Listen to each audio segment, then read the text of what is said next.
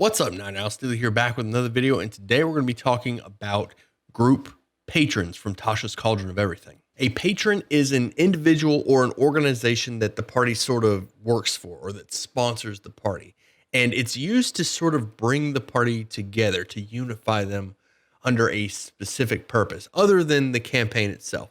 The patron acts as the glue for the party, and whereas the campaign would be sort of what they're doing, their goals, rather. The simple mechanical benefit of having a patron is that a party member can use that unity that they have in order to give advantage to an attack roll, an ability check, or a saving throw once per long rest. Now, Tasha's Cauldron actually gives you a couple of example patrons to use, and I'm going to go through a couple of those, but the main thing that I want to hit on is what they all have in common so that you can build your own sort of patron that maybe doesn't fit in with the examples that they give you. The 5 traits that each of the patrons in the example patrons in the book has is a type, perks, a contact, members, and quests.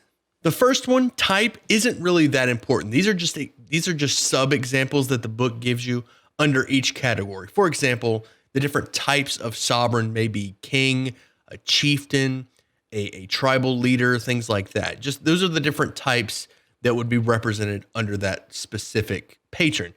You don't have to worry about that. You can just scrap that because we're going to be coming up with our own. You could just use those as a useful guide of what would fall under this particular patron. The second one, perks, is important. This is what benefit the party has for being under this particular patron or working for this particular patron, whether it be the Wizards College providing them research opportunities, or components, or the sovereign maybe giving them land, things like that. These are the perks, these are the benefits of being a part of this patron, and this is what you might actually have to come up with. And you can read through the different patrons. They have several examples, but most of them fall under downtime activities. I didn't see a single one that actually had a benefit once they, like, while they're in a dungeon exploring in combat and things like that. And most of them fall under downtime things. And that's really what patrons are, just kind of what your characters do during downtime, but you can actually have them come up in game as well as maybe like if they're in town talking to NPCs, their titles, things like that. These are the perks are mostly for downtime activities. The third trait for each patron is a contact.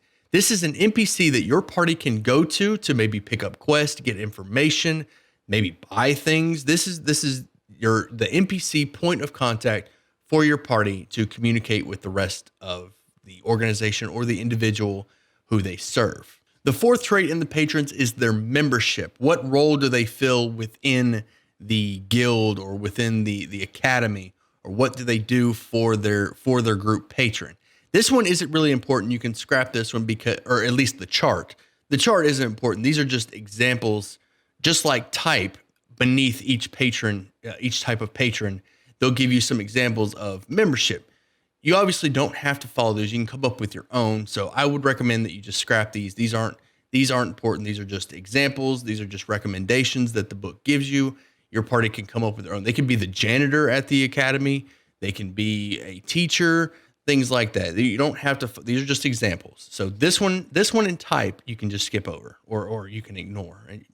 Take with a grain of salt. The last patron trait is the quest, and this is what your party is going to be doing while they're out doing their adventures. These are like little side things that they can be on the look, or they could do a full-on adventure for their patron. This is entirely up to you, but these are things that your party does for their patron. Some of my favorite examples are the Wizard College looking for artifacts. So while your party is exploring the Goblin Cave or the kobolds, or dealing with the bandits harassing the caravans, they're looking for some kind of, you can, as a DM, you can add a couple of special relics that the academy may be interested in. Any party member with a sharp eye may notice, oh, the academy may like that, bring it in, and you can reward them that way. Just a little bit of extra, little side quests that they can be on the lookout for to sort of benefit their patron. You could also have a sovereign, like maybe if their patron is a king, they can be on the lookout for correspondence from like enemy politicians or things like that. Or if they're for the Thieves Guild, they can look for exotic art or valuables, stolen goods, things like that they can turn in for the Thieves Guild. Possibilities are all over the place. These are just what your party does for their patron. Now, as I mentioned, when you're coming up with a patron for your party, those three things are the only things that you really have to worry about. Type and membership are just suggestions in the book. The more important ones are the NPC contact or contacts, plural, if your party may have multiple people to check in with. Their NPC contact, the quest that they go out and do, what they need to be on the lookout for while they're out doing their regular quest, or a specific quest that they do specifically for their patron. Keep that in mind, that you can have a side quest that runs parallel to the main quest. If your party's going out into the Goblin Cave, they can look for those academy artifacts, or if they got to go meet with the king or a noble or something like that, they can, for the Thieves Guild, they can be on the lookout for some valuables that they can snatch up with a sleight of hand roll or some stealth, things like that. These are just little, I would personally use them as little side things along the main campaign, but you can absolutely devote a session or a quest or maybe even a big campaign type event involving your patron. So that's really up to you as the DM and up to the players, really. And the last one being those perks that the patron provides for the party serving them. Early levels, it could be as simple as room and board, maybe a place to do their research, a roof over their head, some protection, maybe even a resurrection, just things like that. Just little things that the patron can provide benefits for membership.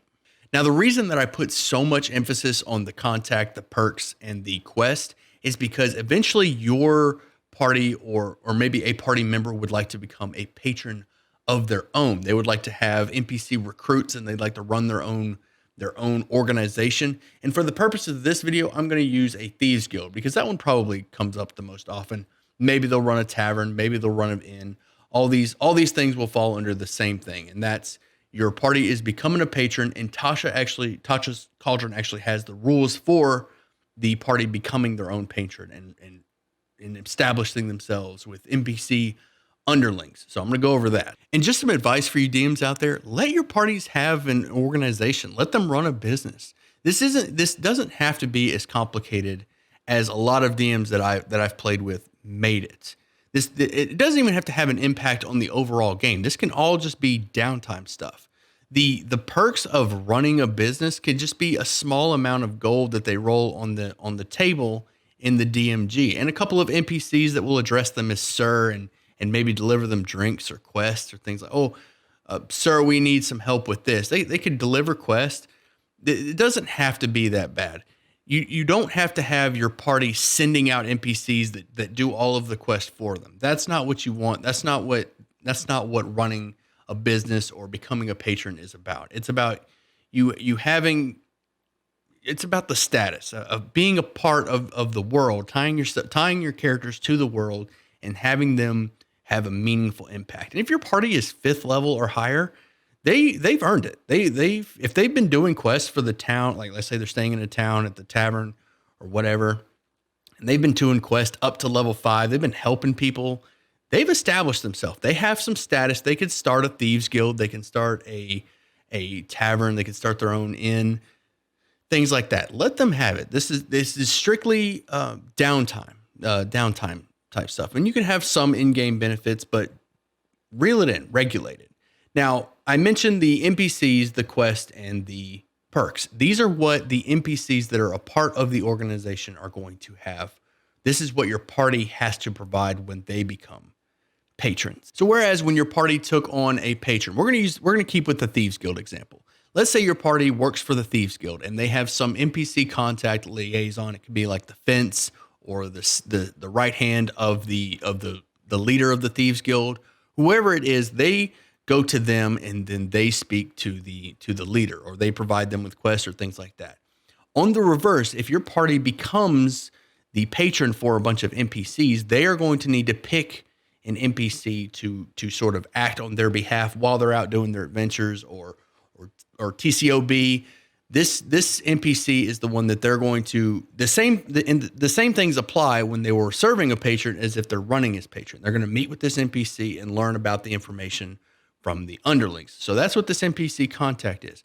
Nothing changes there. They have an NPC contact that they go to, only instead of providing information to be sent up the chain, they are taking in information that's being that is being sent up. The second thing were those perks. When the party joined the Thieves Guild, they got granted a couple of perks. Maybe they got busted out of jail every once in a while if they did something wrong. They had a fence that they could meet with, that they could sell stolen goods to, or they had like a special hand signal that they could use throughout so they could get through the back doors and places, things like that thieves can't around the town. Whatever the Thieves Guild benefit, whatever the benefits of being a part of the Thieves Guild were, that's the benefits that they reaped as members. Now that they're running a Thieves Guild, they're going to have to provide those benefits to the NPCs. They're going to have to pay the expenses to bust out any kind of underlings that get caught and get thrown in jail, or they're going to have to provide the network and the logistics for dealing with stolen goods and things like that. They're becoming the Walter White of the Forgotten Realms. So keep that in mind. Whatever perks, they'll have the perks of having NPC underlings, obviously, but they also have to provide perks for membership. And the last one is those quests. What are these NPCs here for? What is this Thieves Guild doing? Do they steal from the rich and give to the needy? Are they trying to balance things out? Are they trying to overthrow a tyrant?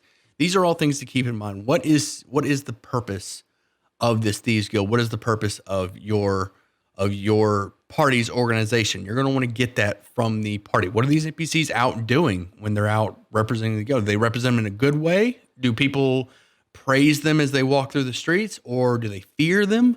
This is the quest part of the patrons and what your party is providing. Whereas when your party took on a patron for quest, they were getting quests, they were getting told what to do and offered rewards. Now your party is paying rewards for the NPCs to go out and take care of those goblins. Things that are just beneath a 5th level party. You know, 5th level party is not going to go take on kobolds. I mean, they might, but those lesser contracts, they can send NPCs out to do that. They can create their own little bounty board. Go gather meat, gather components, find a book, whatever, things like that. Go out, collect objects, kill creatures, whatever those NPCs are doing. This is what the quests are. And finally, I want to point to that section in the DMG that Tasha brings up about running a business and business expenses. Business expenses is on page 127. The downtime activities for running a business and rolling to make some profit or to pay expenses is on page 129. So 127 and 129 provide the rules for running a business and the expenses and things like that. So you just look at the chart and you determine what your business or what your party's organization falls into, and that will determine their daily expenses, which they have to pay every 30 days. I'm sure they could pay it sooner. That's really up to you as the DM. And then the next chart on page 129 is what they roll to determine whether or not the business makes money or costs money, how much they have to spend into it, and how many days of downtime they want to put into this organization, which is another thing. If your party wants to run an organization, they're going to need some time between adventures in order to actually spend these downtime actions in order to make their organization prosper. So provide them the means, give them some downtime. I've played in a lot of games, and sometimes I struggle with it as well, remembering to give them some downtime between those quests whenever it's available, to just kind of feel like, oh, take a week of downtime, take a month, kind of get familiar with the world. This is you're going to need to do that if the party wants to start an organization and actually spend downtime days into it to actually reap benefits from it. And just because I've been using Thieves Guild as an example, I'm going to go ahead and provide the maintenance cost based off what I think from this chart. So they have Guild Hall listed. It says 5 gold pieces per day. So that's what the party would spend. They also have things like a shop, a temple, lodging, an actual inn, whether it be a roadside inn or a town or city inn. This chart on page 127 has a lot of things that your party can use to determine expenses. And then finally, the chart on 129, they just roll the percentile based on how many days they're going to spend, how much downtime they're going to spend into their organization to determine how much money they make from it. And it's really not that bad. It's nothing game breaking, especially if your party, like I said, your party's 5th level. They're not going to make that much money. It's just really the benefit is they own an organization. They run a Thieves Guild. So that's what's really cool about that. It's not so much about the gold or the benefits, but getting some kind of benefit is really what it comes down to. And just that that sort of just knowing that you're running a thieves guild, or you're running a shop or an inn, a tavern, all those things, just knowing that you tying them to the world is really what it all comes down to. Is just tying them to the world and them having a meaningful impact on the world. That part is really important.